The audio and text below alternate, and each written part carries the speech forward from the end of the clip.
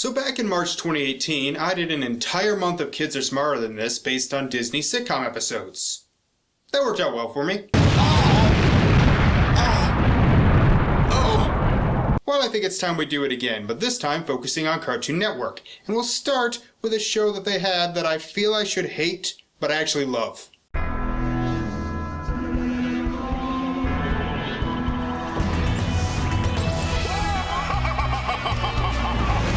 Created by Maxwell Adams, The Grim Adventures of Billy and Mandy was actually voted by viewers to be the newest cartoon as part of the Cartoon Network Big Pick. It started out as part of the show Grim and Evil that ran from 2001 to 2002, and then got a full series that ran from 2003 to 2008. It's about two kids, an idiotic, overly happy boy named Billy, and a cynical demon child named Mandy, who become best friends with the Grim Reaper after beating him in a limbo competition. This show is a miracle because by all accounts, I should hate it. It combines so many things I can't stand, like gross out humor. I don't think a single episode goes by without a gross shot or a fart noise and some disgusting image. And yet somehow it works. I don't know how they did it, I'm still trying to figure it out, but they managed to make gross out hilarious. It's also incredibly mean-spirited and hateful. The main premise is basically two kids keeping someone as their slave. One of them is dumber than a bag of rocks and the other is the spawn of Satan. However, even that they made work.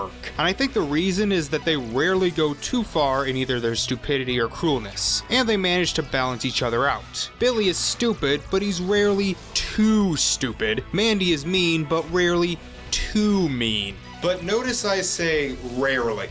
There are a few episodes that do push them too far, like Scary Poppins that make Mandy so evil that she can control everyone against their will, and the subject of today's review, Everything Breaks, which makes Billy so stupid that it stops being funny and starts getting annoying. This was the first episode of the 6th season, which turned out to be its last season, and if there was any sign the show was on its last legs, it's this episode. So let's jump in. We start with Billy waking up and doing what I want to do with my alarm clock every day, as we get two jokes that they ruin for us before they happen. I can swear that kid's playing with a jackhammer. You get down here this instant before you break through the ceiling! Norty! Coming, Mom! Comedy, the element of surprise. After some moments that are almost funny, Billy gets on the bus and without even thinking about it, quickly decides to start driving, causing a lot of damage including to Scar's garden.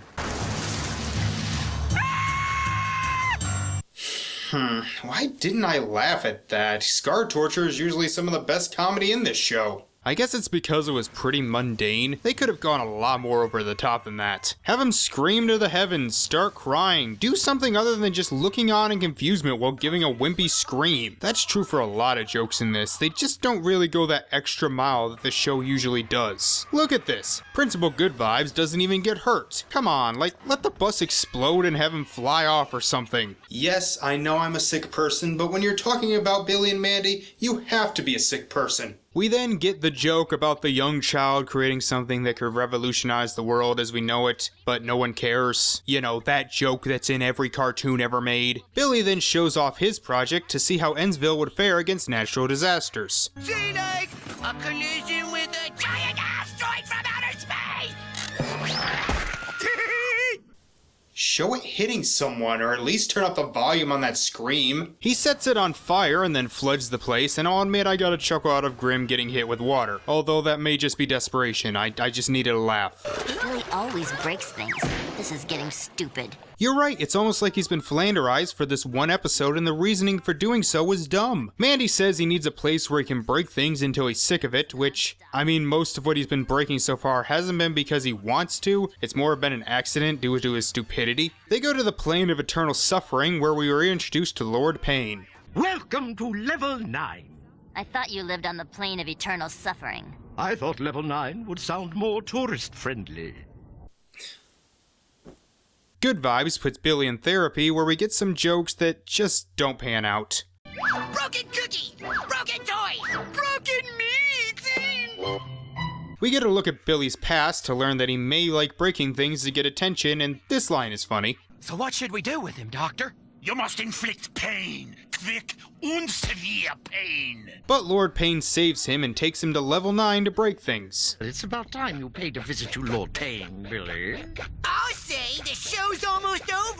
Oh, shut up. Pointing out that the episode's been mostly pointless doesn't stop it from being mostly pointless. So after some more jokes that almost work, but not quite, Billy goes on a breaking rampage. Again, I never got the sense he liked breaking things, it was more just accidents. Eventually he runs out and starts crying, with Lord Payne asking if he understands now. I learned that I haven't been repressing my feelings at all. I've been letting them all out. It's everyone else that's repressed. He's right. I should eat more fiber. Besides, it's fun to smash stuff. This episode is stupid. Hey Mandy, don't you have control over Lord Payne? Can't you stop him? So that was Everything Breaks, one of the most pointless episodes I've ever reviewed.